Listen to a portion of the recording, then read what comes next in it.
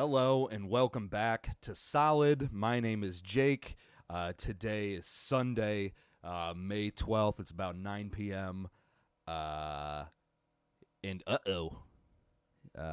not good for your Battlehawks. Not good at all. Not real bad, actually, I would argue. Real bad. Not very. They dropped to 5-2 for the season after a 30-26 loss to the Birmingham Stallions, who remain undefeated and they'll do it. They're going to be that was their 14th win in a row, and they're going to go an entire calendar year without losing, and not just any calendar year, but a calendar year with a leap year or a leap year day in it. That's a good team. That's pretty impressive. But obviously, the most important thing is that not only is the Battlehawks offense incredibly stale, but now A.J. McCarron is potentially down and out. Don't know how bad it is. His exact words were, "My ankle is broken." And as far as things you want your quarterback to say, that's pretty far down on the list. That is pretty far down on the list. Like I have plantar warts. That's not good, but it's not as bad as broken ankle. I have plantar fasciitis. That's worse than plantar warts, but not as bad as broken ankle. It could be worse. Let's look positive side. Let's look positive. He didn't say my femur's shattered into pieces, so that's good. It's good that he didn't say that. But his words were, "My ankle is broken." I don't believe he's a medical doctor, so hopefully he's wrong. But I've stubbed my toe and I'm like, "Oh, that's broken," and then I'm limping for the rest of the day, and then it ends up being like a thing for a while. That might be, maybe that's where we're at. I don't know, but if he says his ankle is broken, translation to that is my ankle's fucked, and you don't want A.J. McCarron's ankle to be fucked because that's where we're at now. We're looking at a potential Manny Wilkins. Who we've seen, who's an entirely different quarterback than A.J. McCarron, much more of I don't know about the dual threat side of things, don't know how he is throwing the ball, we didn't really see that, but he's much more of a running threat, and in the UFL, that works. I don't know, trying to stay positive, running quarterbacks work, we just saw it happen.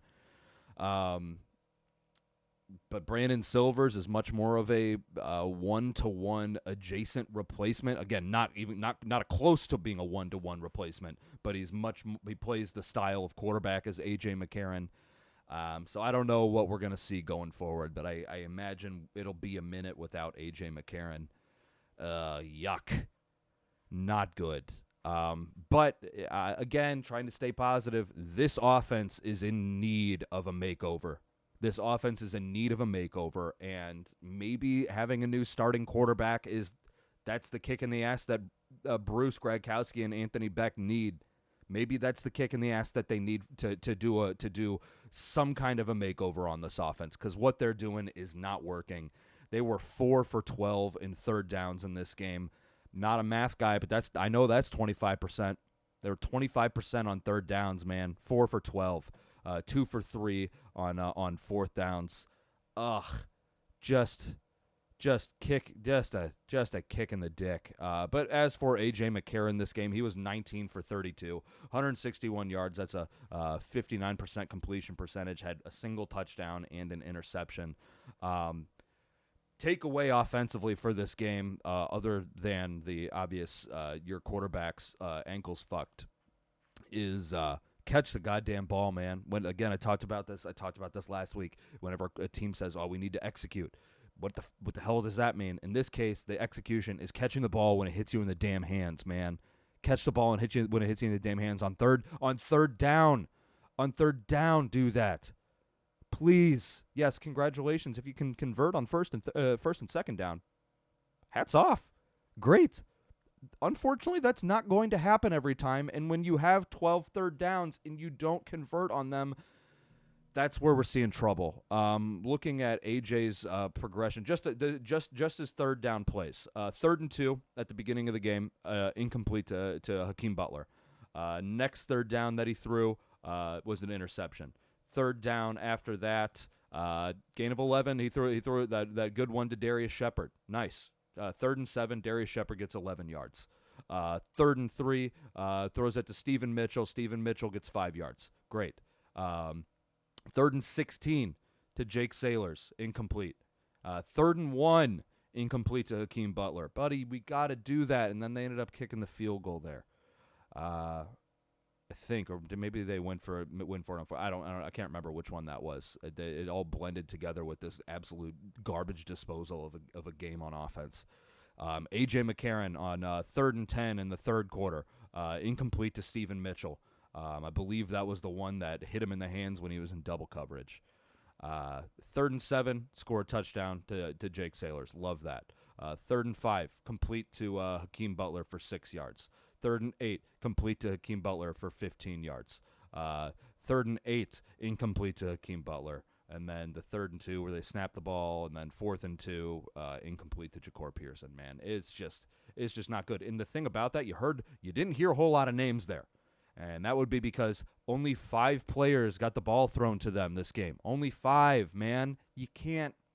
And none of them, we didn't get a Kamari Avert or a Jake Sutherland completion in there. It was Hakeem Butler, Jake Sailors, Steve Mitchell, Ja'Cour Pearson, and Darius Shepard. And it just was ugly. It was just, you can't just be that. You have man. You say you have all these weapons, but then you use them inefficiently, or you only use them. You got to give the ball to other people. You got to do something. You've got to do something, because you want to know what team does something and spreads the ball out and beat the absolute piss out of you on defense. That would be the Birmingham Stallions, where Adrian Martinez hit 10 different receivers. That's the difference, man. That's what we're looking at here. And I'm always talking about the big plays, the big plays, the big plays.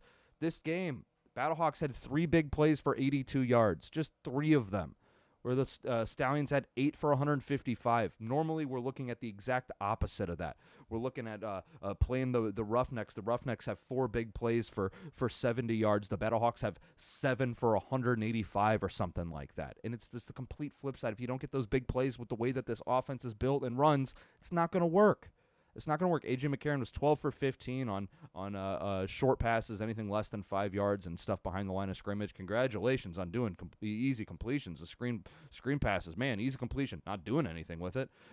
Medium passes, the 5 to 14 yard range. He was 6 for 10, and then on deep shots, 15 plus, 1 for 6. It's just catch the damn ball, dude.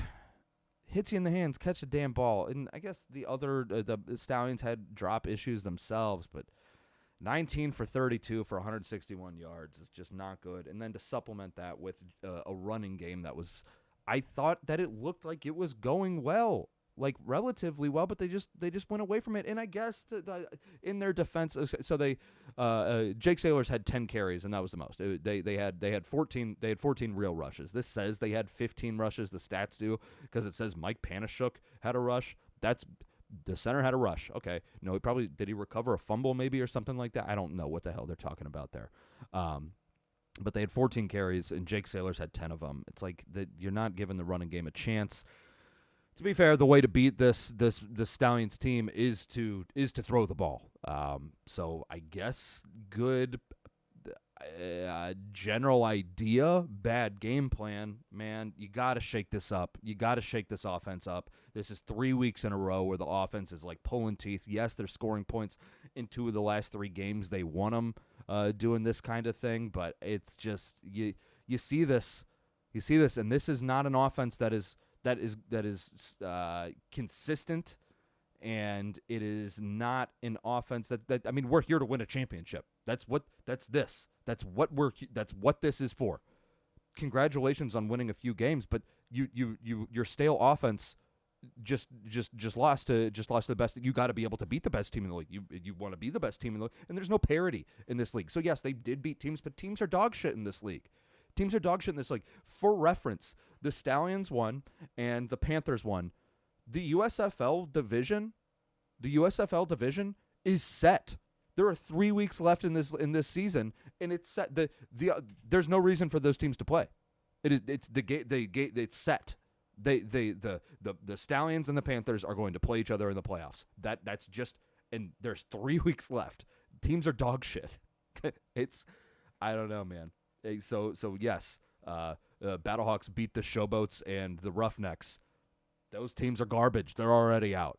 It's just you got to be able to beat the higher tier teams, and that's what we got coming up, dude. That's what we got coming up. We got the Defenders coming up again next weekend, and we got the Renegades in Arlington, and then we got the Brahmas at home, and that is going to be kind of a lot. Again, the Battlehawks, they're 5-2. They have not actually clinched. They haven't clinched with that. They are not they're not in the playoffs yet. Man, I don't know. It's just tough. It's just tough. These next 3 games are going to be really important. The Renegades, yeah, they're 1-6. They're not eliminated either. They've lost like 4 of their 6 games that they lost on last second field goals. Like they're not good, but they're capable of beating teams. And we'll see if they can beat a team with potentially a new quarterback at the helm. Again, if you're looking to shake up this offense, now is the absolute perfect time to do it.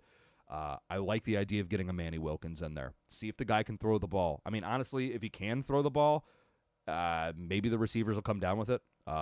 But let them do their job. You're gonna what are you gonna put Manny Wilkins in there and ask him to throw bombs? You're not even asking AJ to do that. You're asking AJ to throw the ball behind the line of scrimmage 15 times a game. Pretty sure Manny Wilkins will be able to do that. I don't know. I'm just trying to be positive with that. Maybe Manny Wilkins won't be absolute. Maybe it won't ruin everything. I'm not entirely sure. Again, this offense sucked, and 4 for 12 on third downs is abysmal. Not good. Not good at all. Okay. I guess best to, before going to defense, talk about special teams maybe. Andre Schmidt, great. Andre Schmidt, great. Love you. 61-yard field goal. Love that. That's huge. I think Andre Schmidt could potentially get looks. I think he could get looks by NFL teams. NFL teams need kickers, and a guy that can hit 61 yards deserves a workout. Sterling Hoffrichter's got to go. He got to go. His punts aren't getting enough hang time. For some reason, he's the kickoff guy, and he's kicking them out of bounds. It's 2 games in a row where he's kicked the ball out of bounds. Buddy, you got to get a new guy. Get a new punter in. That's my take, because he's a liability at this point, and I don't know, man. That's unacceptable, wholly unacceptable. Andre Schmidt, buddy, I'd kiss you in the mouth. Stephen Hoffrichter, the bite your nose off. So that's my special teams take. But Darius Shepard did come back this game and had 121 kick return yards. He's good at kick returns. Much better than Blake Jackson was, and much better at returning punts than Ja'Cour Pearson was. So that's where we're at with that. Okay, defensively, yuck. As a whole, defensively, yuck. Defensively, individually, great. Willie Harvey getting after the quarterback, gets 2 sacks. He's living in the backfield. Peter Tamoy-Penu gets a sack. He's living in the backfield, giving Adrian Martinez hell for the most of the game. That kind of stuff was great. Game plan-wise, I don't know, man. Death by 1,000 cuts is the best way to put it. They just slanted the absolute death by slant. Man, good God, no adjustments at all. No adjustments by this defense. And then they also couldn't stop Adrian Martinez whenever he scrambled. Like, my thought going into this game is, what are you going to do for a QB spy now that you don't have Mike Rose? And I thought that they would do a Willie Harvey or a Lakeem Williams as a QB spy, but they didn't have Mike Rose, and they're just like, well, fuck it, we're just not going to do one then. And that turns out that's bad. That's not good. That's not a good plan, because Adrian Martinez, 7 carries for 60 yards, and it just every single time he got a first down, man. Every single time he got outside, he got a first down. I just don't know. And there's ways to do the QB spy thing too. It's not like you want to introduce it in like going into this week. Like we saw that running QBs could beat the absolute piss out of this defense last year. That's what we saw. And this is the same Donnie Abraham is the same defensive coordinator as last year. So the idea there is that in training camp you install a QB spy package or a game plan, or you install a QB spy scheme. You install it, then maybe you never even touch it, but that way it's at least familiar with the team. That way when it comes into this game, you're like, or whenever maybe even going into this game, you're like, all right, we're not really going to call the QB spy thing. But then halfway through this game, when you're like, okay, Adrian Martinez is a dog and he's gutting us, we need to do the QB spy thing, and that way it's not completely foreign to the team. But it seems like it was just never a thing for this defense, and they paid for it. They paid for it dearly. Yes, Adrian Martinez is really good. He's really good. I told you, man, guy's fast as lightning. Guy's crazy fast. But you gotta at least have something in place to be able to try to stop it, because he was getting outside and he was just gashing you on third downs, man. It was stupid. I believe Birmingham Stallions were 7 for 11 on third downs, and it's just you can't be both 4 for 12 on third downs on offense and then allow 7 for 11 on third downs. You're just not getting off the field, man. Just not getting off the field. The Birmingham, their drives, dude, So they had the 3 and out right off the bat. All right, we're feeling good. Then they had a 3-play, 34-yard drive after the interception. Scoring on a short field is not hard to do if you're a good team. Then they had a 13-play, 47-yard, 8-minute and 32-second drive that ended in a field goal. Good stop. Still a lot of time to be on the field. But the fact that they were on the field for 8.5 minutes and didn't give up a touchdown, I can't complain about that. Again, the first half seemed like that when they were actually getting after Adrian Martinez, that they were doing good. Then there was the 9-play, 69-yard drive that only took a minute and a half. That was their 2-minute drill. That was killer. Touchdown on that one. Then they had the field goal attempt, a touchdown on a 15-play drive. You're just not getting off the field. And then they had the 1 play for 40 yards. The block punt by Chris Garrett. Man, that Chris Garrett, that guy hates punts. Chris Garrett hates punts. If you're going to punt and Chris Garrett's on the team, you get the fuck out of here. That guy's going to swat that ball in your goddamn face. Chris Garrett hates punts. Get the hell out of here with your punts if Chris Garrett's there. So that was their drives. I mean, they were just these long, drawn-out drives that the defense couldn't get off the field for, and they hurt themselves with the both of the both touchdowns there were off of one touchdown wasn't off of the defensive pass interference, but I guess neither of them were off of the defensive pass interference. But that defensive pass, you give the ball to the Stallions on a 1 yard with on the 1 yard line, they're gonna score. That's what they do. They want to run the ball, and if they want to, they're gonna get a yard. They're gonna get a yard. So both those touchdowns coming off of that was so brutal. Yeah, I just don't know why they didn't. It seems like the adjustments were never there for the slants, and then they just never did a QB spy thing or had a good plan for Adrian Martinez. That last 2 weeks, Donnie Abraham had really good game plans. This one was I understand it's hard to game plan for that. I understand it, but there are options that you have, and I understand you're down probably your second best defensive player in Mike Rose. But I don't know, man. It was not a good defensive showing, even a little bit. They just kept hurting themselves. But yeah, the 2 pass interferences going to Anthony Beck. So what's his name? Skip Holtz, the Birmingham head coach, does a challenge on a pass interference, and it's kind of ticky tack, but I guess I get it. Also, Mike Pereira. Are we just we're just getting rid of the whole let's see it in live, let's see it in real time? We're just getting rid of that now. With week 7, we're just like, fuck it, we're gonna slow down everything. That's what you're gonna do. I guess Battlehawks challenge something. You're like, well, let's watch it in real time and see if it hurts them, or let's make sure we slow it down to see if it hurts them. It's the inconsistency there is so dumb and infuriating, and the super challenge is a fucking sham. But so Skip Holtz uses his, and I'm like, okay, yes, they're going to score on this play, but at least they're done with theirs. This could be good because this game is going to be close coming down the stretch, and them not having their challenge for the next 45 minutes of the game, because that happened in the first quarter, them not having their challenge in the next for the next 45 minutes of the game puts us at a very good advantage because Anthony Becht is going to hopefully use his or not use his challenge. He hadn't used it for like the last 4 games or something like that. 3 or 4 games, can't remember how much it was. And then stupid Anthony Becht uses this challenge on a play where there was pass interference on 2 different players.